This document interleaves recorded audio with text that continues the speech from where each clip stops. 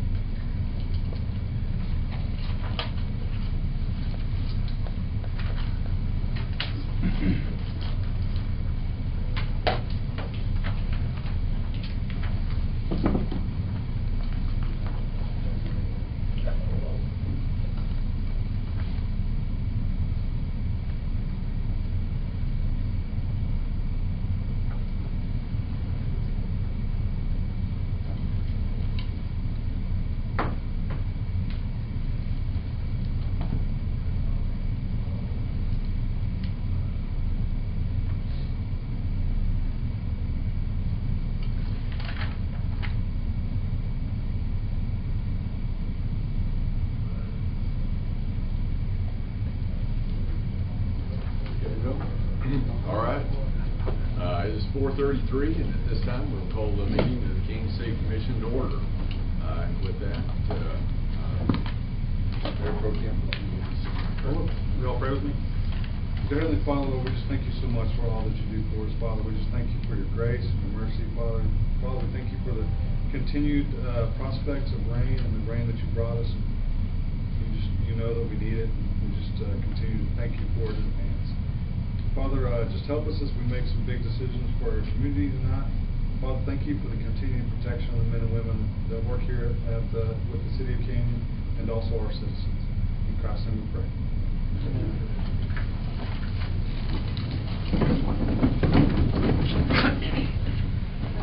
Allegiance to the flag of the United States of America and to the republic for which it stands, one nation under God, indivisible, with liberty and justice for all.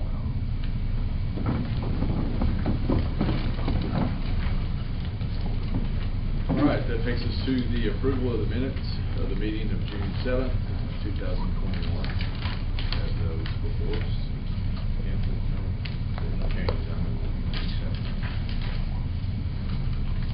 Second. So a motion second to approve the minutes as written. All in favor, signify by raising your right hand. Opposed, like sign. Motion passes. All right, item number 5 is public comment. Comments from interested citizens. Vivian? Has anybody sign in?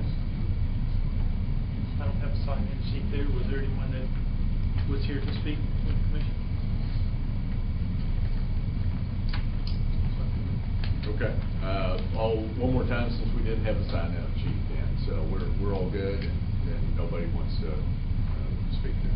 So, all right.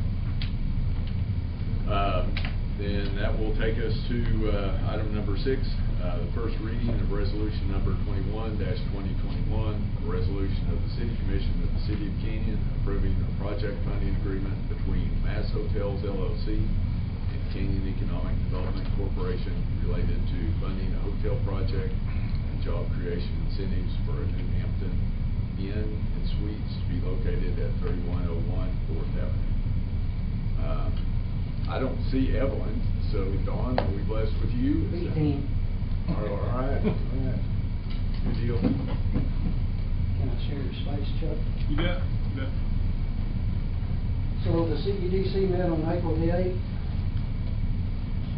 We had a funding request from Mass Hotel Group for $486,000. This is for site development for the construction of the New Hampton Inn and also for job creation. Total amounts $486, $250,000 for infrastructure, $235,000 for job creation. Total project, as we learned back then, it's $9 million, probably more now, and our portion is going to be around 5% of that. So this is a pretty big project for us, but we think it has lots of upside and will be a very good fit for the city.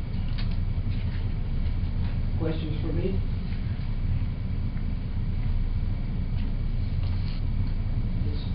reading, I don't think any action's required on their part. That's correct. So, all right. No other questions for Ron? That will take us to item number 7. Consider and take appropriate action on a development agreement for extraterritorial jurisdiction development between the City of Kenyon and property owner N&B Properties, Inc., known as Hunter Estates Unit 2. Joe? Thank you, Mr. Mayor. We have been working on this. This is over on the northern, right off 2590 and Helium. And you can see in the agenda packet, there's a little bit of a snapshot. About 163 acres, approximately 118 lots, about 1.38 lots per acre. That's an average. It's going to be single-family homes in this area. There's already a Unit 1 north of this, which is Unit 2. Funny enough, the Unit 1 is in Amarillo ETJ, and this unit is in the Canyon ETJ. So our ETJs are touching and crossing over in this part. Just as a friendly reminder, when our ETJs do cross in certain areas, Amarillo's ETJ governs over ours. We do have Dustin Davis, who's been working with development review team on this. The subdivision agreement is in here for the ETJ. I believe this is our first ETJ agreement since Southwind. Chuck, does that sound right to you? First significant ETJ agreement? I believe that's right, yeah. So what was that in, remember when Southwind was? Not exactly, but it's kind of long. Been over 10 years at least. I would say so, yeah. So, very similar to our other development agreements. This one we will do inspections of the infrastructure. We had a meeting with Randall County this morning to discuss with them about this. The concept plan is their plat, so it's all one phase in terms of that, and I can go to that real quick. There was a few minor variances the development review team granted. Those were block lengths and cul-de-sac lengths.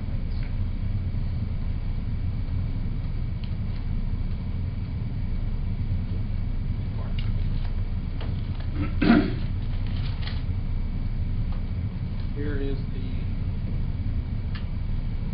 concept / plat. Everybody see that okay? It's very tiny.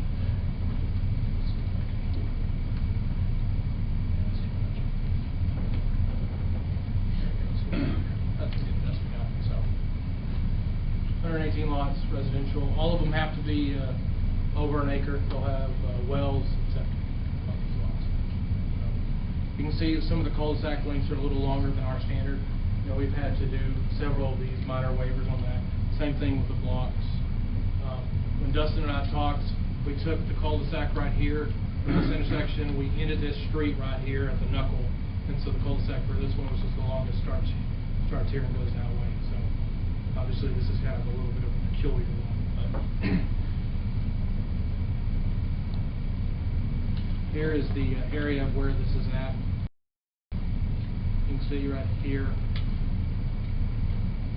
This is 2590 right here, Spring Canyon. This is the Fishbacher property, I believe, and then this is Unit 2. Unit 1 is just north of that, and will tie into this unit. And this is Helium Road right here on this side.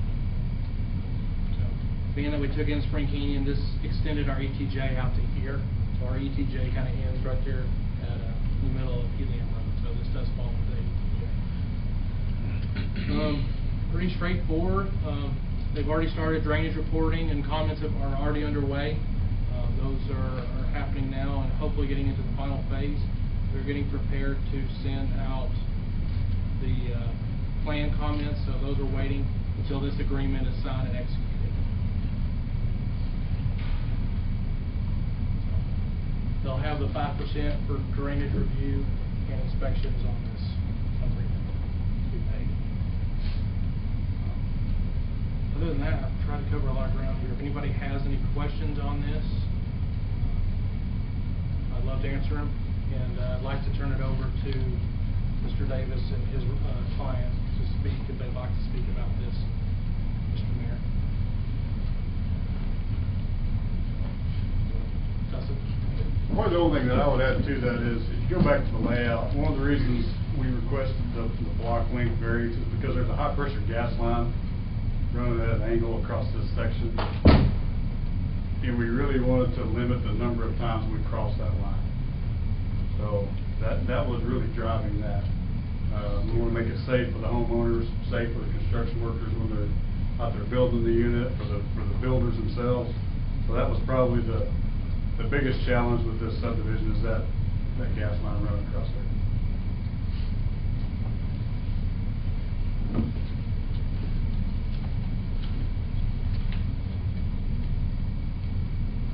Robbie Christie's developer here. Anything you want to add, Robbie?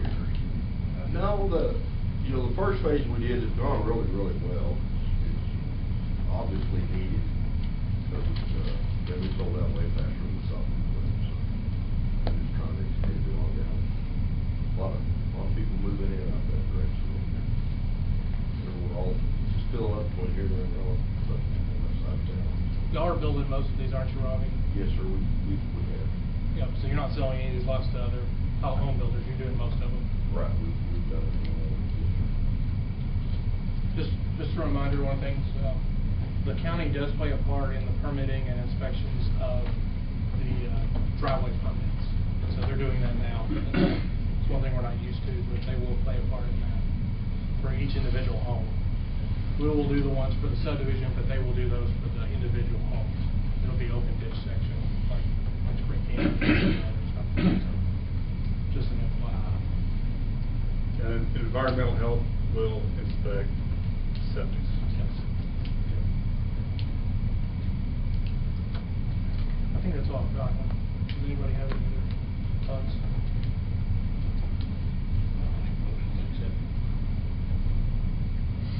Second. Have a motion and a second to accept it. Is there any further discussion? All in favor of the motion, signify by raising your right hand. Opposed, like sign. The motion passes. All right, thank you. Dustin, we're good to go on Stone Creek. Okay. I'll get back to you. For signature, you send it to me? Yep. Okay. I'll get it back to you when we need to meet. Okay. Takes us to item number 8. Consider and take appropriate action on Hunsley Road erosion control project. Dan. Thank you, Mayor. This is a project that, believe it or not, we've actually watched off and on for the last several years, but with the development at Madison Park and runoff contributed by it into the Hunsley Road area, we've been paying a little more attention. And I think if you want to scroll down in your packet, I think it's picture speaks 1,000 words. You look at some of those photos that we took last week, you can kind of tell what we're looking at. The additional runoff we're getting from Madison has really increased some of the erosion problems we've had in this area over the years. We have done stuff in the past, probably even as much as like 10 years ago. We went out there and tried to put some wrap on the north side in the less sloped areas to try to hold that ditch from eroding, and now that we've got the additional runoff, it's just not doing what it did back then. So after seeing, well, it kind of started with the news report we had from the girl from Channel 7 that wound up down in the bottom of the ditch, and we knew this was occurring before that, but after that last little good rain we had, we thought we'd better take a lot closer look at it, and it's kind of come to the point now where it's really time we need to think about seriously doing something with this. So, and to that end, the memo that I drafted this memo for y'all last Tuesday, and we've done a lot of work since, and so the memo I wrote is real basic. At the time, we just had the one project. Grant Engineers drew up the one project, what we're calling like the phase 1 project, that we got their estimate on at $725,000. We since had quotes at if he's gonna hand those out to y'all or not. So we do actually have some pretty hard numbers on what we're calling phase 1. Is that what we're calling it, phase 1? Phase 1 consists of a concrete channel down the flow line of the ditch and then, some heavy-duty rock riprap on the sides, to take care of that erosion.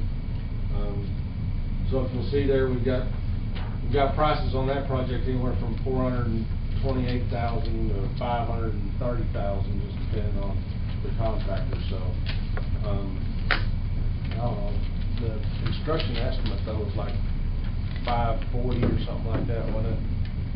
For this. Yeah, the total construction estimate was about $750 to begin with. But just the construction itself was like $540 or something, wasn't it? Yeah. So anyway, I guess I'm gonna turn it over to these guys and let them dig more of the details, but then if need be, I'll come back after they finish and we can talk about what I do in the further.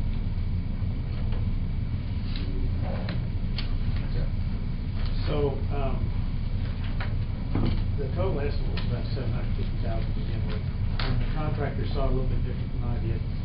So, the lowest bid that we had was around $427,000. And that was for, putting in a concrete channel 6 feet wide down the bottom, and then putting rock riprap along the sides up to the property line on the north side, and then on the south side, it's a little bit flatter ditch, so it just came up to the same elevation as the property line on the north. When we look at the channel in there, the channel's not deep enough to convey the 25-year storm. And the water will run out of that channel into Gagestone, and then put back 3 or 4 lots right there on the north side of that channel. So, where it's not eroded out, it's actually going into the Gagestone subdivision. So, what we're gonna do is we're gonna excavate that channel outward to convey the 25-year storm. And so, when we run the numbers, there's a number called the Freud number, and it tells you whether it's running critical flow or supercritical flow. Run supercritical flow, it will erode out. And it's right at that point where it shows that it could erode out. So that's why we're putting that much rock in. So, I talked to the mayor this afternoon, and wanted to know if we could take some of that rock out, because that's the biggest expense. That rock is about $100,000. And so,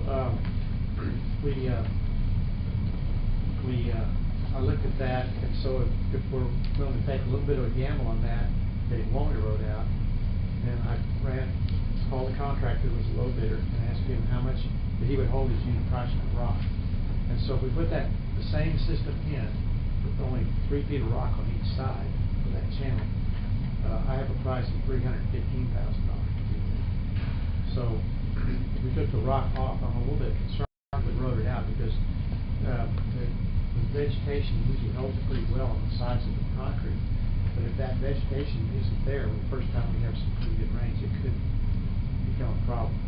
If we do that with the channel and the rock on the side, only 3 feet, we need to monitor that, because if it starts eroding that part of the back, then we would need probably put some more rock. So right now, the way it stands, and I only had a little while to do this, because we've been looking at different ways to reduce this cost. The project would be about $315,000, but I need to check that number with the contractor, because he just told me he would hold his unit prices. Now this will repair the ditch for the 25-year storm from the culvert up to just past that first driveway. The first driveway, or the driveway just to the west of Gagestone. That driveway west of Gagestone has no culvert under it, or no ditch section. So the water hits that driveway, and it runs over into the road, and splashes the road out, and then back across. So we're going to take that driveway out and put a 42-inch pipe underneath this with an inlet box on the west side. That takes it up to that first driveway west of Gagestone, and there's some erosion occurring just upstream of that, but the ditch is much flatter, and maybe with the rat material that the city put in there before, I think that can be controlled right there. So we just have to continue to monitor from this point forward. If we take $300,000. So that's kind of the last of this project. Questions? You know, I have kind of jumped into this one a little bit, visited with Joe, and went out with Joe and Dan and Chris, and then visited with Dwight today. But, you know, just looking at it, it looked like to me, and really understand right around the culverts and all the erosion and all, but that main channel, you know, it gets pretty narrow. If you look at the fourth picture of those pictures, you know, there really is very good vegetation on both sides there. And some of that vegetation was telling him, a lot of that is western wheatgrass, which that's actually a vegetation that Soil Conservation Service plans to handle water flow at the edge of fields and grass waterways. So, you know, my thought is if we were able to not disturb a lot of that vegetation, it's already you know, set pretty well to handle, you know, where the vegetation is, that water flow if we repaired the middle part. And anyway, that was my thought, that it was a pretty big number to, you know, for a surprise deal, if there's a way that we could utilize that vegetation and that, you know, to limit how much we were doing with the riprap. And that would be another $80,000 approximately if we took that off. So we'd be looking somewhere in the neighborhood of 230 if we took the rock out. Now there is some rock I have left in there because there's some slopes that are like a 2-to-1 slope, and I'm not so sure that soil condition will hold those, so I have that still in there. But if we took the rock out, put it on the edges, it's around $80,000, I think. That puts us down to 235, 240 range. This project has been talked about over the last 10 years, maybe not quite that long. It's just kind of gotten expedited in this regards. You know, one thing that Dan and I always talk about is there ever going to be a day when we expand Huxley Road? I don't know. I don't know if that's going to happen today. Okay, I can address that a little bit. Go ahead. Also. Okay, if you look at that right there on that photo, you can see that the fence is about the same elevation as the road when we get in there. But you can see as you go down the road farther in, you can see the fence. The ground at the fence is lower than the road. So even if we expand and redo this street in here, this part of the ditch is going to be required. This part of this drainage channel right there is going to be required because the fence is lower than the road. So when the water tops over the road, which is usually designed for a 2-year storm, it will go into the ditch section we're designing right now. So what we're doing right now for this piece from that point down to the culvert is a permanent type solution, because you can see the fence is lower than the road. So this part is not going to be affected by putting in the curb cut on the road. Gary and I have gone back and forth, just so you know, I'm a little concerned on the gamble side of this. That's my only apprehension on this project. Streets that only have 5 men and ladies in it. We only got 5 people in the streets. They're responsible for this. And you know, part of the one fix solution that Watts had probably would have to have very little maintenance on the city's standpoint. And you know, we probably would have to go back and maybe do some weed abatement spraying for, you know, noxious weeds and such. But that's my only thought. Gary and I have not agreed on that, which is okay. But that's the one thing I've had some concerns on that. I think the rock riprap, because the erosion on, especially on right here on this side, you can see the other ones have been pretty great. This is coming here. There'd be a box culvert coming right here. This has been cooling right here and just setting.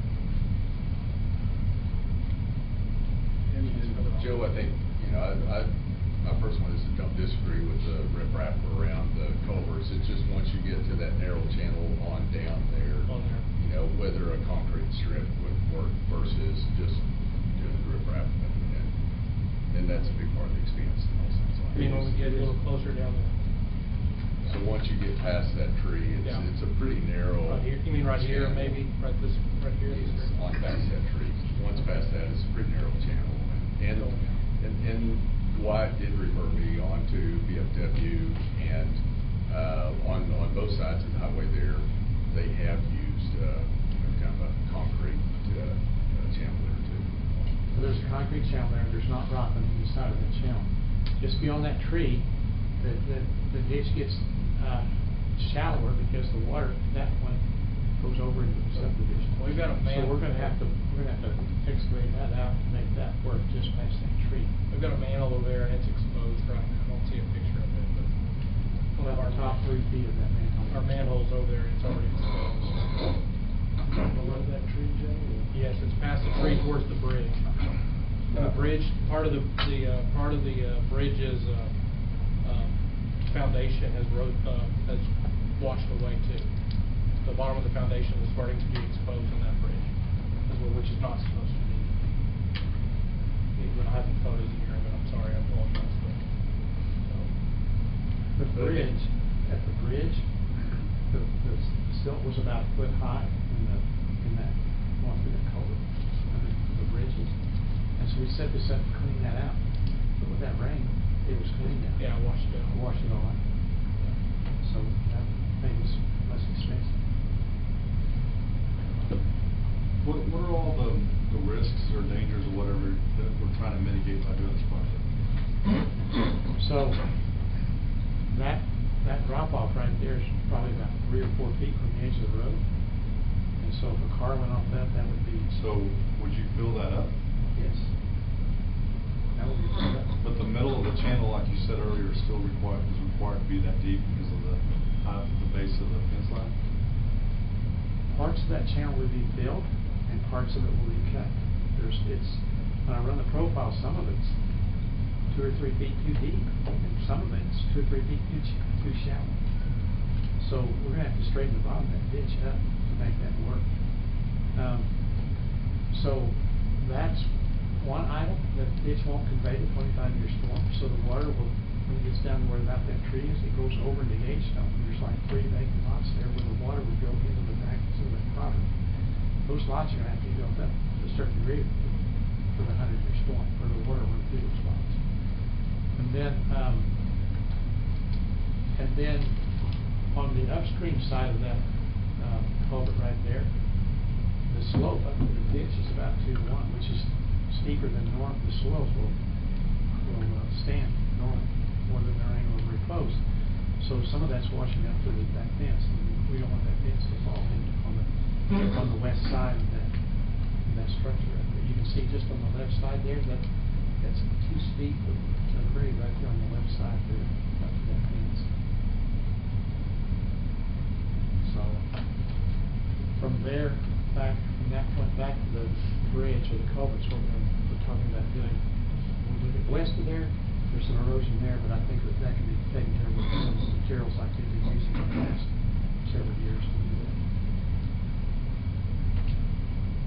At some point in time, it might have to have a concrete channel back from that point back to Country Club.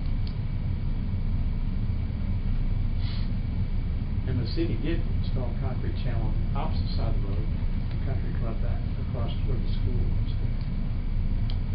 So that was like 4 or 5 years ago. Ultimately today, we've got to come up to a solution due to the concern for safety. You know, you can see how fast these are with that road. We've got cones out there right now, but we really need for a car to drive off into that hole. It could be, substantial, and that's our concern today. And so staff was looking to authorize under the emergency purchasing power due to to the public safety concern of the current condition of this ditch section. And so Chuck and I have visited about that. We feel that it meets the legal requirements to do that. What that would do, that would allow us to expedite and move forward immediately with the quotes that have been received without having to do a full formalized bidding process that we have to usually do. So Which would take about 60 or so days to finalize. Yeah, the notices and such would take at least 2 months, so.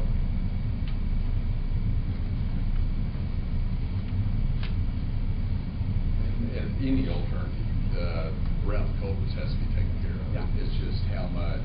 Dwight and I have talked about, you can see some of the culvert areas hanging off, they're gonna have to put some flowable fill, Dwight said, probably under these culverts. That's in the bid. In the bid to help level those, get them all satisfied with some grade and such, so that's all in there as well, so we'll fill that in. Was there one of these bids that you feel most comfortable with? Yeah, Emerald Utility Contractors is the low bidder, and I'm okay with either one, but Emerald Utilities is the low bidder, so, and I know that they do that. And it'll fix it right. I mean, it's been ongoing for 10 years. That's my concern, is I wanna do it right. We went back 2013, is that the area we started looking at? In Yeah, it 13? was- To see when, because I asked Dwight, what caused this? That was my first question. And you can see that this started a long time ago. There was a little bit of a ribbon you could see on the aerial photo before Gatestone was there and before Madison Park was there, before they were both there. But as they developed, the ditch got wider and deeper this morning. So, Would you be concerned if we drop that down to 3 foot? drop which down to 3 foot. The rock down to 3 foot like you're talking about?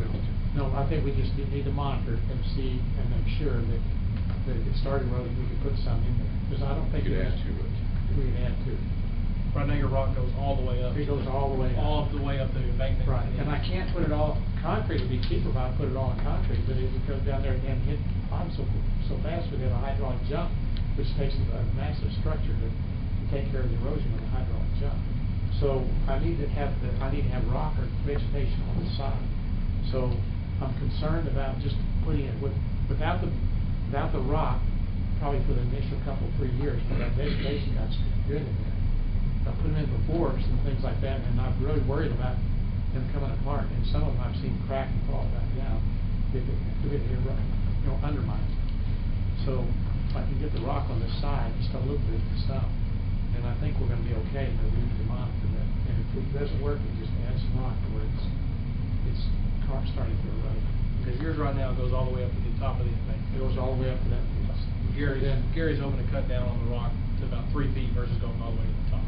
Yeah, or all. I mean, Yeah, or all. that's the other If option. Dwight were good with just concrete ribbon past that tree, I'd be good with it, but that's. I'm a little concerned, and I'm most concerned about when the first few years, so that grass really established. You're talking about further on, Gary, you're talking further on. Right, see, past that tree in that Yeah. picture, and I think Now, we I've were got able the- to keep the vegetation there, Dwight might even be comfortable with that.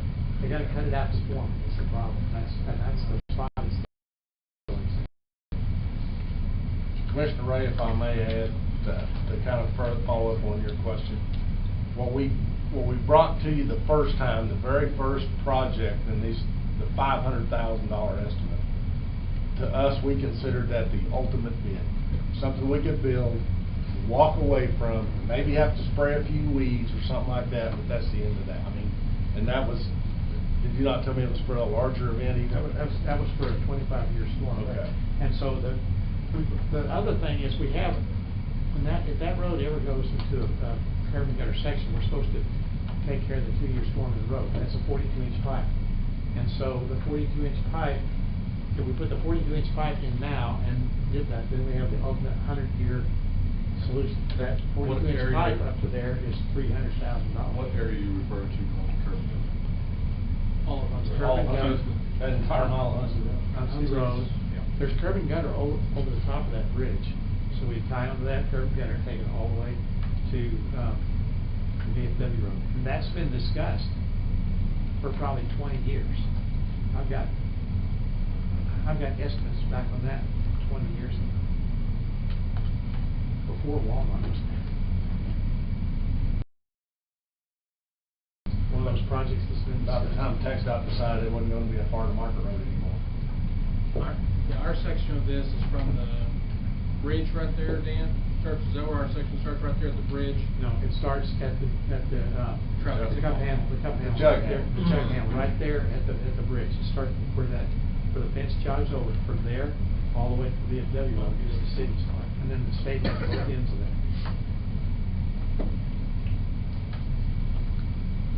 And there's other drainage issues when you get farther to the west.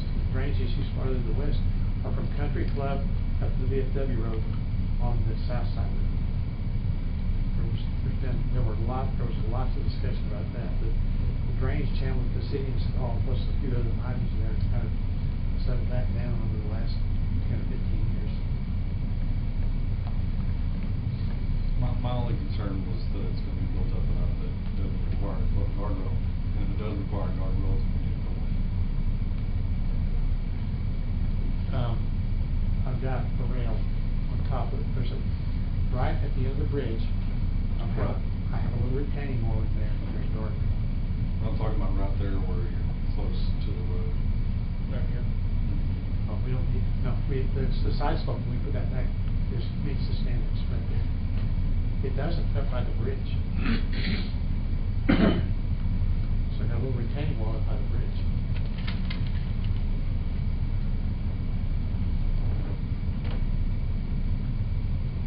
It's all 41 west side slope. The side slopes on the four slope next to the road, 41 or less, and the slopes on the back are 3 to 1 or less, or I've got rock on it. We just keep it 3 to 1. Mike and I did talk about stormwater, underground at 48 inch. 42 inch. 42 inch. Ultimately, I think it's gonna be the same cost, but not get the level of storm that we were hoping to never. The 42 inches, say about the 2-year storm. And we have a price to go from, the bridge up to that spot is $300,000, but that has to be used in conjunction with that facility there. Or It's not gonna, that won't do it. wasn't gonna be an optional solution, so leaves us where we're at on the ultimate solution that Dan mentioned, or reducing it a little bit, and downgrading. If we do this, if we're not gonna, what we put in now is a permanent fix for 25 years. We wanna do the 315 or something less than that for the rock. And that's what then we need TxDOT's doing 25-year storm. What's their standard, do you remember? Well, that's, Their it depends, structures are- it depends on the road, On the road. facility and that, yeah. Typically, their structures are designed on the 25. Say that again.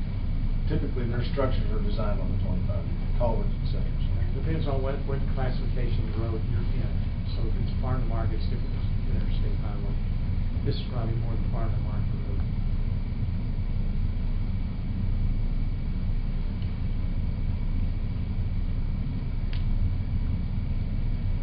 And Dwight, alternatives you are comfortable with. Maybe even outline, okay, the one's bulletproof, you know, to what extent are you comfortable with the 3 foot and, you know, what Like I risk say, we're there? gonna need to monitor each one of them. I'm more comfortable with the none, if the vegetation's growing there. Because usually when the vegetation's there, goes under that, holes, it's usually pretty much okay. So at a minimum, I think we need to, for me to be on the safe side, we have to have at least the 3 feet. And then monitor them. No less than a concrete channel. That's fair minimum. Yeah, sure. And we're changing the grade in that too. Just back. What's y'all's pleasure?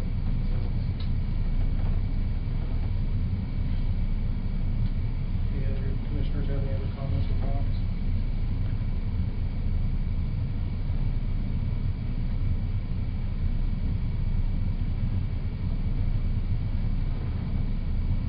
Paul, what do you think?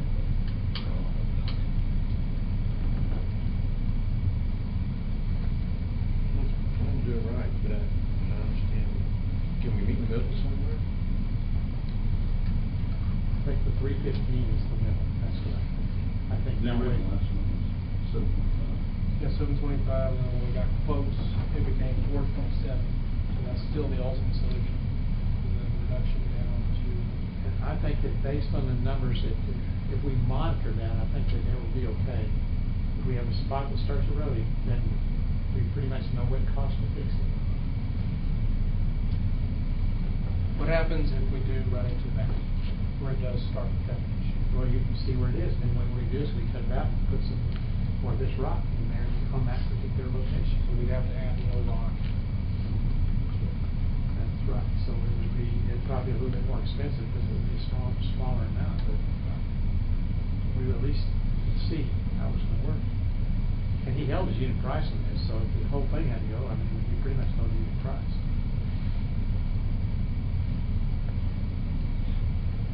So if we wanted a 315, we did have to come back, we would just have to add more rock riprap on it. That's probably what to do. Is that correct? There'd be work, you mentioned cutting something out, there'd be work involved also, not just adding rock, right? Yeah, well, the way this is now, they have got to cut that out right now to put the rock in. Right now. So we'd cut the rock out, we cut it out, put the rock in, just the way they have it set up now. Post. So right now, the rock the embankment to the top. But we're talking about reducing that down from the concrete channel going up 3 feet versus all the way up to the embankment. So we're just decreasing the rock cost, bringing it down a little bit. And so if we continue to have issues of erosion and fall off, we'd start seeing it, you know, one of our Texas rains. So we have to come back and add rock or some kind of good permanent erosion control for that 3 feet and up. The other thing we could do is put the concrete channel in there, and we put some erosion control matting and stuff like that in there, and as the seed, see if we can get it, or not irrigated water, see if we can come out with it. Well, and understand, Dwight and his bunch, through their experience, we do our rock a little different. We put ours in the ground.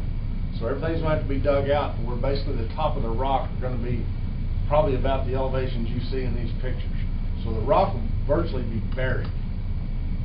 That way we can mow it or do whatever we've got to do if we ever get some weeds growing through it.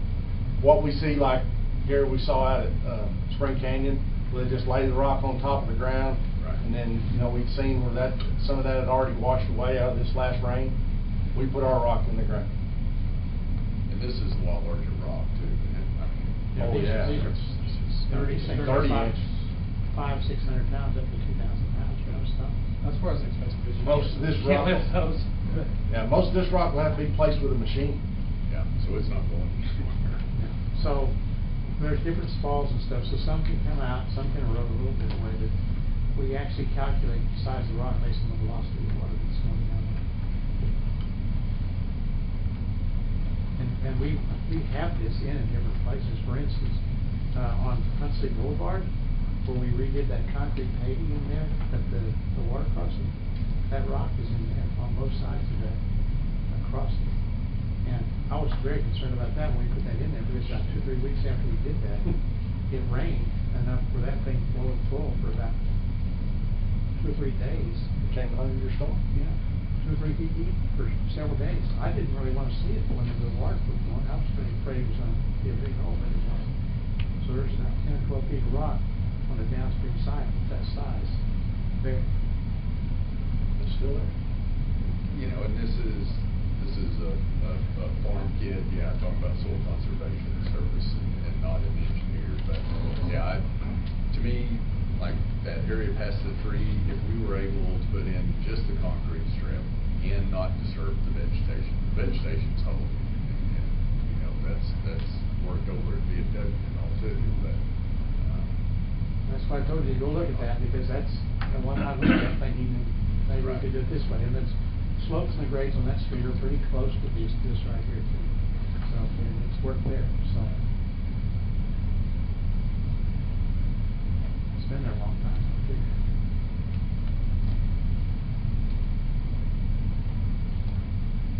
Feel comfortable with making a decision? What's the lowest amount that we talked about? The lowest amount that I had a price on was $315, that was with a rock on each side. What I said was, just looking at the numbers, I might be able to get another 80,000 off that and go to, say, 230, 240. We did put the rock up there. That's concrete channel only? Well, concrete channel only, except in a few areas where I have to have, where my side slopes are, and right at the tail end of that, right where that comes off. That's high. The channel's wider right there. Where do you go with that? Concrete channel only will be in there working on it from now on. Either backfilling or whatever else, because if it comes any kind of rain that exceeds the capacity of the channel, then it's out eroding around it. Okay, so if you look at that picture right there, you can see the channel doesn't line up with the culvert. The culvert's pointing this way, and the channel is over here. So right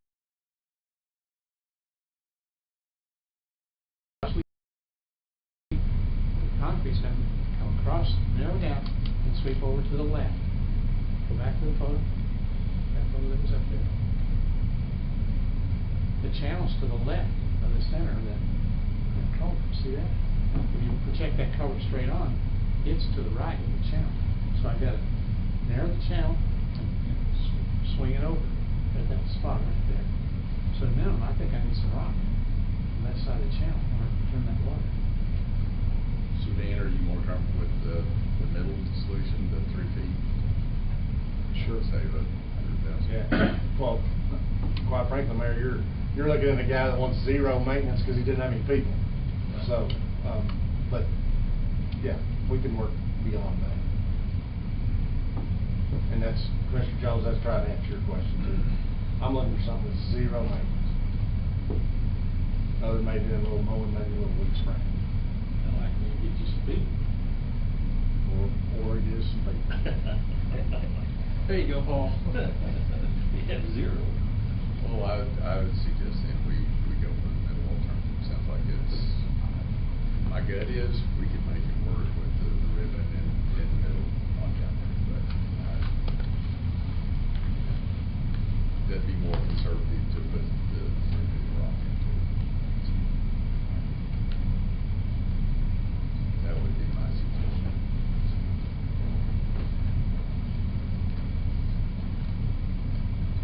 And I apologize, Mayor, for not putting the dollar amount at the end of my memo, because I didn't know exactly where we were gonna land. Well, I apologize for trying to be an engineer here. No. He only had the 315 at about 2:30 this afternoon also. So, Yeah, there's been a lot of work done since I wrote that memo, I apologize. So what is that number, that middle number exactly? the way I have it right now is $315,025, but I haven't run this by the contractor yet either. I just did this. I said, will you hold your unit prices? Yes. So I just ran the numbers. So it's $315,000 basically right now. But I need to run it by the contractor and make sure he's okay with it. Can we even make a motion if we don't have any data number? So you give me a range. Yeah, Give me a copy in. Describe exactly which price are you, Yeah. 350. Or just a not to exceed 350 or not to exceed 400, whatever, because we gotta pay these people too. Yeah. I think I've got And that's that. construction only. It's construction dollars only. That's not survey engineering, that's only construction dollars we're talking about. Tony, what are you thinking?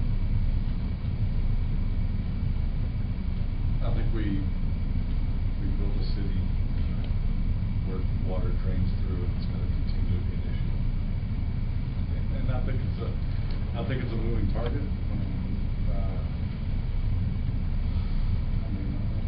I'm also frustrated by the amount of cost that's gonna take to do that. It makes me wonder if we had, obviously, had we addressed it earlier, it would have been cheaper. And if that is the better way to move forward, just like, let's get it to where we need it, and then really monitor it.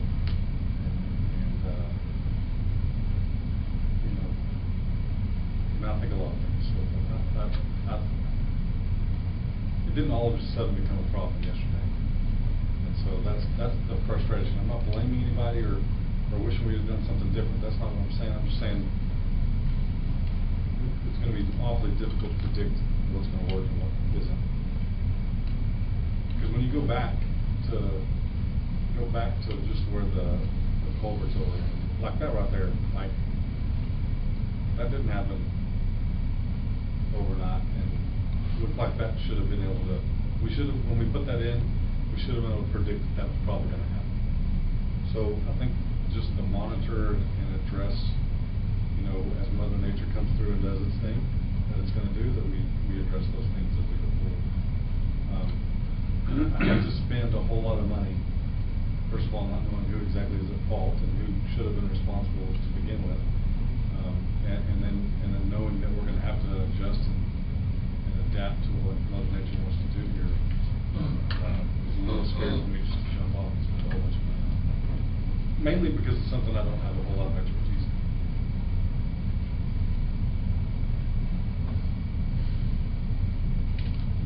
Well, what I don't want to do is try to save money and then, 5 years from now, we're going to patch everything in. And I think the risk would be just a concrete strip if we do that. Yeah, so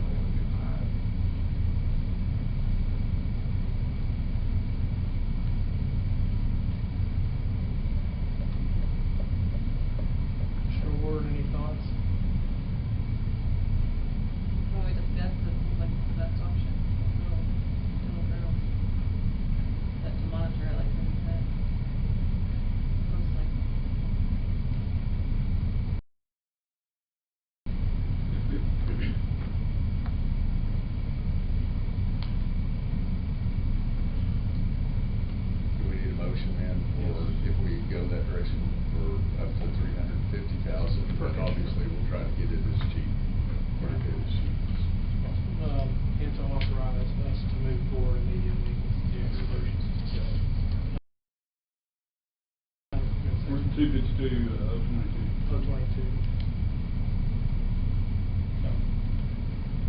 The emergency exception. We did verify, doesn't it?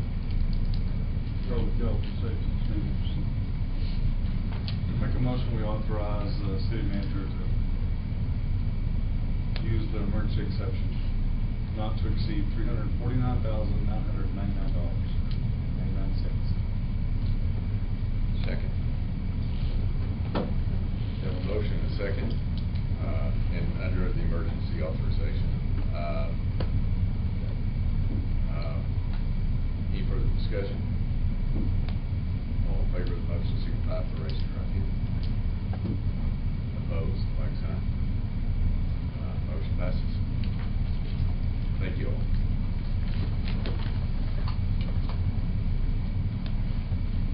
All right, item number 9, consider and take appropriate action on purchase of land in section 4, block 1, TTRR, Railway Company Survey. Railway Company Survey. Yes, sir. Okay, Kendall County, Texas. Chuck. Mayor, thank you very much. If I might suggest that we pass this item until after executive session, to see if there are any questions I need to answer in executive session in regard to this item. If you would come back to it after executive session, I think that this will be an appropriate action item, but I just want to make sure that there are no remaining questions I need to answer.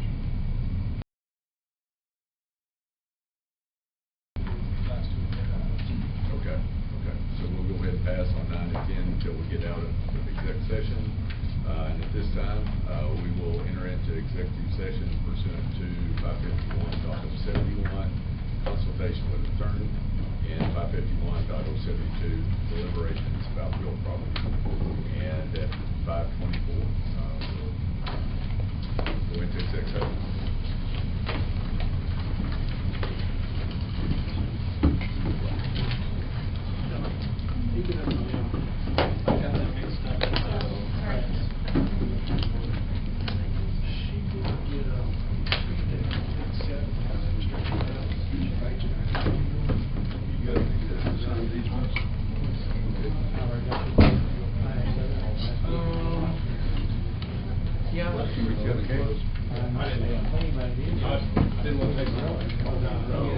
Texted me back, this is wild.